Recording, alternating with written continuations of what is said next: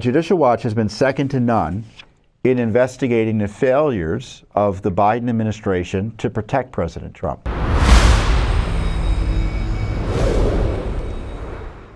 So President Trump was nearly murdered last year twice. And he, by millimeters, escaped with his life in Butler, Pennsylvania. Here's the video of that terrible day.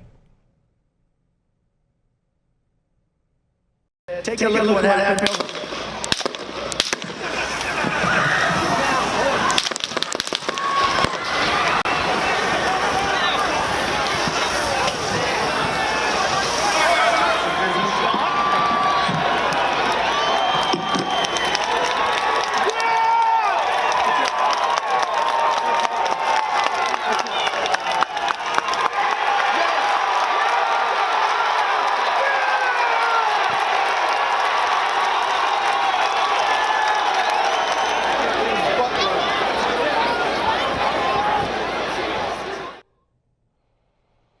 Yeah, I hadn't seen that video in a while, and I was watching it with my colleagues before we came on air here, and I was horrified all over again. I just could not believe that happened. I can't believe it happened, and thank God, truly, that he survived it. And it's not only are we grateful for his life being saved, because I think the country could have been really decimated if he was killed. Of course, the poor man was murdered that day and was shot in the attempt to kill Trump. And Judicial Watch has been second to none in investigating the failures of the Biden administration to protect President Trump, despite increased threats. In this case, it was a level of incompetence that was inexcusable that led to his near killing, not only once, but then twice, when he was nearly shot by someone who was at his golf course with a gun focused right in on him. So only, again, by the grace of God, did someone figure out there was someone about to shoot President Trump again. And Judicial Watch has been second to none in trying to get information about this assassination attempt or attempts.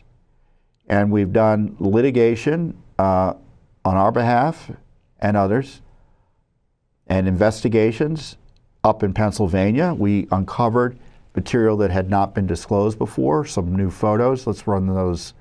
There's this one particular photo. Can we run the photos? There's a picture of the shooter.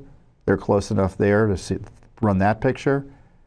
There's another picture of him. There it is. He's looking at his phone. So you had authorities close enough to see his phone.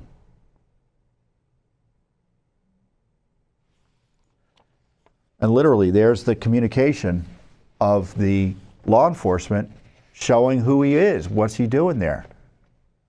Crazy looking kid with skinny arms there on his phone, walking around with what obviously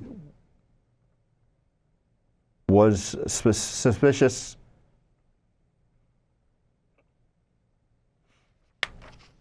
material with him. You got the picture of him being killed, or his body. Now,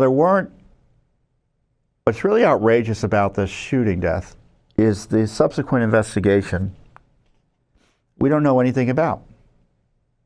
We have no FBI records about the assassination attempt. We have no Secret Service records under FOIA released. As best I can tell, there's been not one record under FOIA released to Judicial Watch or anyone else about the assassination attempt on President Trump. Now, is there someone else they're looking at? What's the reason for not doing that? It's because it's a cover-up. Now, the shooting in Florida, in theory, there's an ongoing investigation there. But there was other support for President Trump's security that day. It was Homeland Security investigations. They had Homeland Security officials there, or staff, providing extra security. I think they were probably, doing perimeter and, bag checks and things like that at Butler. But I don't know for sure because we don't have the information yet. And that's why we just sued the Homeland Security Department for records on Trump's assassination attempt or the assassination attempt of Trump in Butler. The lawsuit was filed after the agency failed to comply with a July 2024 FOIA request for all records, including emails, email chains, email attachments, text messages, video, audio recordings, photographs, Outlook, calendars, meeting minutes, correspondence, statement, letters, memoranda, reports, briefings, presentations, notes, summaries, requests for assistance, agreements, travel records, receipts, or other form of record regarding providing support or manpower to President Donald Trump's presidential campaign rally that was held in Butler, Pennsylvania on July 13, 2024. The request specifically sought records from the agency's Homeland Security investigations, which is believed to have helped provide security at the Butler event.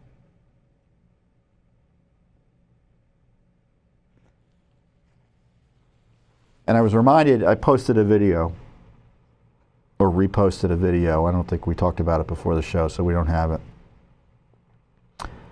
And it's like we're supposed to move on from this, right? Oh, that assassination was last year. Who cares? It's the Washington way. It's not the Judicial Watch way. We're not going to move on from this assassination attempt. The Secret Service continues to be a mess, in my estimation. President Trump should still be very worried about his Secret Service protection. It was terribly politicized by the Biden administration. It's the agency, from our experience and expertise, we've got much litigation against the Secret Service, is terribly dysfunctional. The proof is in the pudding of Trump being nearly killed twice.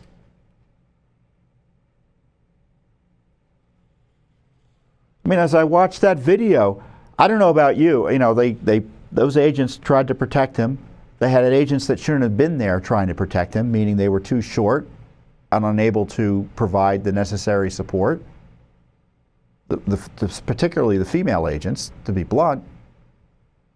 But even that aside, I don't think we played that part of the video, but it was like slow motion getting him out. There still hasn't been sufficient accountability for what went on that day. And we aim to do what we can through our FOIA lawsuit here. Federal agencies need to come clean on the events that led up to the assassination attempts on President Trump. It is now 8 months since the first attempt, and the American people have yet to receive any answers under FOIA on the failures of the Biden administration to protect him.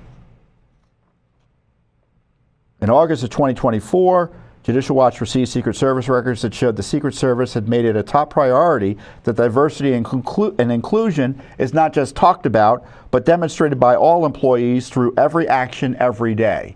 That's what the Secret Service had been focused on. Then we uncovered records from the District Attorney's Office in Butler detailing the extensive preparation of local police for the rally, including sniper teams, counter-assault teams, and a quick response force. I'm glad they were there to help.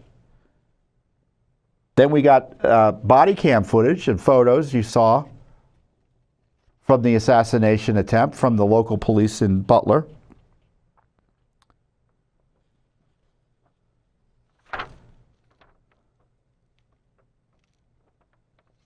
And we haven't gotten any records from the FBI and Secret Service. We may sue further on them. So if I were Kristi Noem, if I were the head of the Secret Service, if I were the head of the FBI, if I were the head of the Justice Department, or if I were President Trump, I'd say let it all out. I mean, you don't give away, security secrets in a way that would place people at harm. But they know what we want, right? And make it available. We shouldn't have to sue. We really shouldn't. But even under an administration that has an interest in more transparency on issues like this, you still have to sue. Because the federal government, in the end, is still the federal government. And pray for President Trump's safety and the safety of everyone else protected by the Secret Service, or in this case, Homeland Security, because the record isn't very good, and I'm not trustworthy that the competency issue and the agency is going to be protected even under the new leadership. That's for sure. Thanks for watching. Don't forget to hit that subscribe button and like our video down below.